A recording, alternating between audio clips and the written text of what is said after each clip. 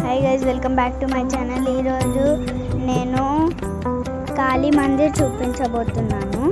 ఇది ఎంట్రన్స్.